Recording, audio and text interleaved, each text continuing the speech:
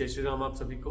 तो जैसे सती जी और शिव जी का संवाद चल रहा था और शिव जी ने अभी पद्मासन ग्रहण कर लिया था और समाधि में लीन हो चुके थे, तो आगे की कथा हम शुरू करते हैं।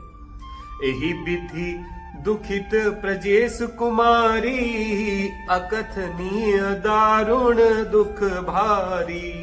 बीते संबत सहस 87, तजी समाधि शंभु अविनाशी। राम नाम शिव सुमिरन लागे, जानेउ सती जगत पति जागे। जाई शंभु पद बंदन कीन्हा, सन्मुख शंकर आसन दीन्हा। लगे कहन हरि कथा रसाला, दक्ष प्रजेश भये तेहि काला। देखा विधि विचार सब लायक, दक्ष ही कीन्ह प्रजापति नायक। बड़ अधिकार दक्ष जब पावा, अति अभिमान हृदय अब तब भावा। नहीं कोई अस जन्मा जग माही, प्रभुता पाई जाहि मद नाही। दक्ष लिए मुनि बोली, सब करना लगे बड़ जाग। नेवते सादर सकल सुर, जे पावत मख भाग। किन्नर नाग सिद्ध गंधर्वा, बंधुन समेत चले सुर सरबा। विष्णु बिरंचि सब महेश बिहाई, चले सकल सुर जान बनाई। सती बिलो के व्योम विमाना, जात चले सुंदर विधि नाना। सुर सुंदर करही कल गाना, सुनत श्रवण छूटहि मुनि ध्याना। पूछे तब शिव कहूं बखाना, पिता यज्ञ सुनि कछु हर्षानी। जो महेश मोहि आयसु देहि, कछु दिए जाई रस रहो मिस एहि। दक्ष श्रुता सती जी इस प्रकार बहुत दुखी थी। इनको इतना दारुण दुख था कि जिसका वर्णन नहीं किया जा सकता। 87,000 वर्ष बीत जाने पर अविनाशी शिवजी ने समाधि खोली।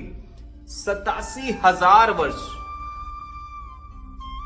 अगर मैं आपको कहूं कि आप सोच सकते हैं तो ये आपकी सोच से भी परे होगा संभवतः, क्योंकि आज का समय कली काल चल रहा है, घोर कलयुग चल रहा है।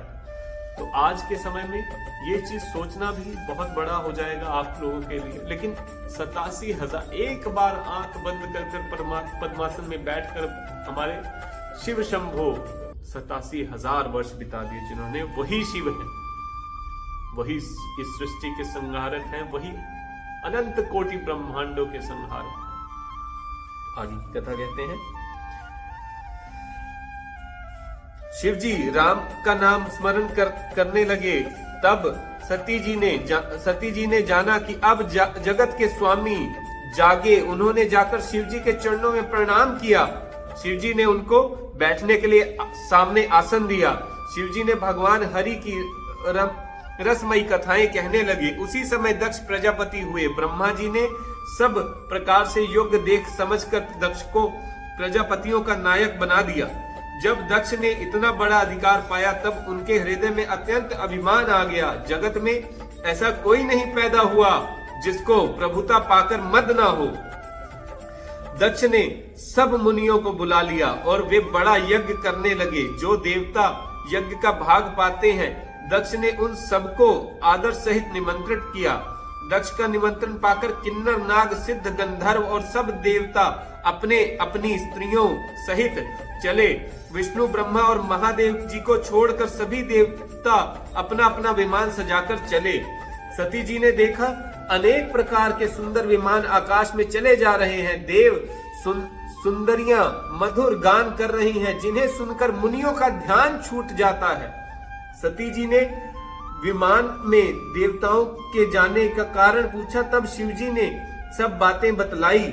पिता के यज्ञ की बात सुनकर सती कुछ प्रसन्न हुई और सोचने लगी कि यदि महादेव जी मुझे आज्ञा दें तो इसी बहाने कुछ दिन पिता के घर जाकर रहूं, क्योंकि उनके हृदय में पति द्वारा त्यागी जाने का बड़ा भारी दुख था, पर अपना अपराध समझकर वे कुछ कहती ना थी। आखिर सती जी भय, संकोच और प्रेम रस में सनी हुई मनोहर वाणी से बोली। आगे की कथा अगली वीडियो में रहेगी, तो बताइएगा आपको वीडियोस कैसी लग रही हैं, और रामचरितमानस कथा सुनिए, श्रवण कीजिए। भगवान श्री राम के प्यारे हैं आप, क्योंकि भगवान श्री राम की आज्ञा के बिना यह संभव नहीं कि मैं कथा कर पाऊं और आप श्रवण कर पाएं। अगर आप श्रवण कर पा रहे हैं तो राम जी के आप प्यारे हैं। आप अभी भी आपके अंदर भगवान विराजे हुए हैं, भगवान चाहते हैं कि आप कथा सुने, इसी कारण से आपके पास ये वीडियो पहुंचा। बोलिए जय श्री राम।